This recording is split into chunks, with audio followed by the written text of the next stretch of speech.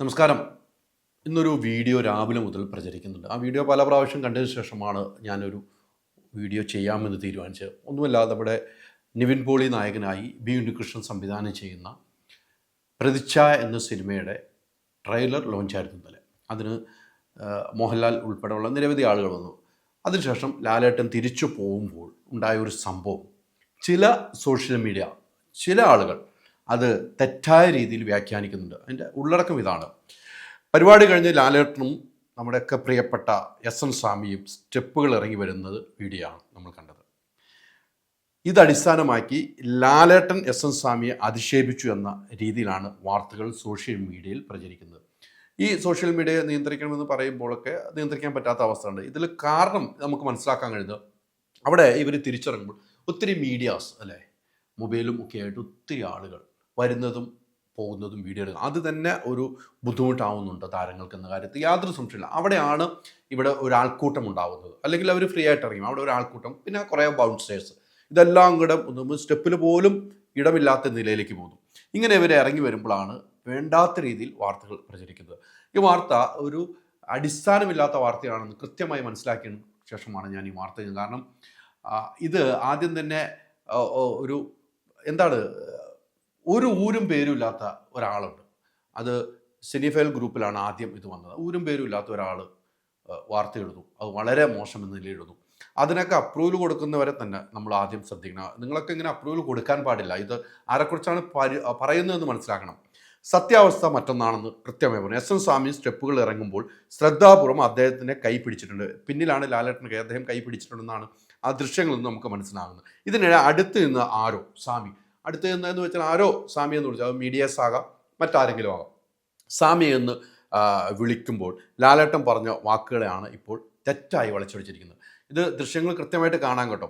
ഇത് നമ്മൾ കാണുന്ന മോഹൻലാലിനെ രൂപപ്പെടുത്തിയ തിരകഥാകൃത്തല്ലേ, കുറച്ചുകൂടി ബഹുമാനം കാണിക്കാമായിരുന്നു എന്ന തരത്തിലുള്ള പോസ്റ്റുകൾ ഇപ്പോൾ പ്രചരിക്കുന്നുണ്ട്.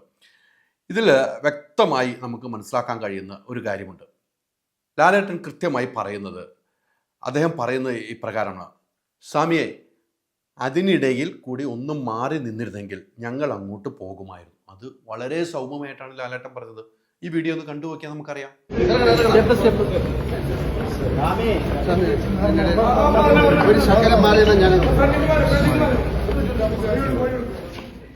നമ്മുടെ പ്രിയപ്പെട്ട സ്വാമി സ്റ്റെപ്പ് ഇറങ്ങുമ്പോൾ അദ്ദേഹത്തെ ശ്രദ്ധിക്കുന്ന അതേ മോഹൻലാലിനെ പറ്റിയാണ് ഇതുപോലുള്ള അപവാദങ്ങൾ ഈ കൂട്ടർ പ്രചരിപ്പിക്കുന്നത്. ഇതെന്തിനാണ്, അവർക്ക് എന്ത് സുഖം കിട്ടാനാണെന്ന് മനസ്സിലായ. ഈ ഫാൻസ് ഫൈറ്റ് എന്നൊന്നും പറയാൻ പറ്റില്ല. ഇത് ചില വ്യക്തികൾ ഇത്തരം ഒരു പ്രവണത കാണിക്കുന്നു. അതിന് ചില സോഷ്യൽ മീഡിയ താരങ്ങൾ ഉൾപ്പെടെയുള്ള പല സോഷ്യൽ മീഡിയ അതിൽ ഹാൻഡിൽ ചെയ്യുന്നവർ ശ്രദ്ധിക്കണം. ഇങ്ങനത്തെ വാർത്തകൾ വരുമ്പോൾ നിങ്ങൾ അപ്രൂവൽ കൊടുക്കുക. നിങ്ങൾ അപ്രൂവൽ കൊടുത്താലായിരിക്കും ഇത് സാക്ഷൻ ആവുള്ളൂ എന്നാണ് എനിക്ക് തോന്നുന്നത്. ഓട്ടോമാറ്റിക് ആണെങ്കിൽ വിവാദം ഉണ്ടാകുമ്പോൾ അത് ഡിലീറ്റ് ചെയ്ത് കളയണം. ഇത് വലിയ ചർച്ചയിലേക്ക് വന്നു. മോഹൻലാൽ ഒരിക്കലും അങ്ങനെ ചെയ്തിട്ടില്ല, സ്വാമി അങ്ങനെ ഒരു പരാതിയും പറഞ്ഞിട്ടില്ല. പിന്നെ എന്തിനാണ് ചില ആളുകൾ ഇങ്ങനെ പ്രചരിക്കുന്നതെന്ന് മനസ്സിലാകുന്നില്ല. എന്തായാലും അത് വളരെ മോശമാണ്. അങ്ങനത്തെ വീഡിയോകൾ ചെയ്യുന്നവർ ശ്രദ്ധിക്കണം, അത്തരം എഴുത്തുകാർ ശ്രദ്ധിക്കണം. വളരെ മോശമെന്ന്, അവരൊന്നും അവിടെ ഉണ്ടായിട്ടില്ല, അത് കണ്ടിട്ട് വെറുതെ എഴുതുക. ഇതിനെതിരെ പല രീതിയിലുള്ള വ്യാഖ്യാനങ്ങൾ വരുന്നുണ്ട്. എന്തായാലും മോഹൻലാൽ വളരെ ശ്രദ്ധയോടുകൂടി സ്വാമിയോട് പറഞ്ഞു, സ്വാമിയോട് ബഹുമാനത്തോടു കൂടി തന്നെയാണ് പറഞ്ഞത്.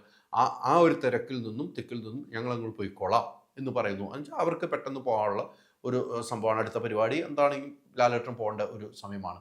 എന്തായാലും ഇത്തരം വാർത്തകൾ കൊടുക്കുമ്പോൾ ശ്രദ്ധിക്കുക. ഒരാളെ ഇത്തരം രീതിയിൽ മോശമായ രീതിയിൽ ചിത്രീകരിക്കുന്നത് തെറ്റായ കീഴ്വഴക്കമാണെന്ന് ഉറച്ചു പറയാൻ തന്നെയാണ് ഈ വീഡിയോ നിങ്ങളിലേക്ക് എത്തിക്കുന്നത്. ഹോം അപ്ലയൻസ് വാങ്ങാൻ ഒരിടത്ത്, ക്രോക്കറി വാങ്ങാൻ വേറൊരിടത്ത്, ഗാഡ്ജറ്റ്സ് വാങ്ങാൻ വേറെ എവിടെയോ ഒരിടത്ത്. അതെ, എന്തിനെങ്ങനെ പലയിടത്ത് ഓടണം? മൈജി ഫ്യൂച്ചർ ഉണ്ടല്ലോ. മൊബൈൽ ഫോൺ മുതൽ ഹോം അപ്ലയൻസസ് വരെ എല്ലാം ഒരിടത്ത്, ഏറ്റവും കുറഞ്ഞ EMI. അങ്ങനെയാണെങ്കിൽ ഏറ്റവും കുറഞ്ഞ വില. ആഹാ, എന്നാ ഏറ്റവും കൂടുതൽ ഓഫറുകൾ. MyG future, experience the next. MyG ആണ് ഫ്യൂച്ചർ.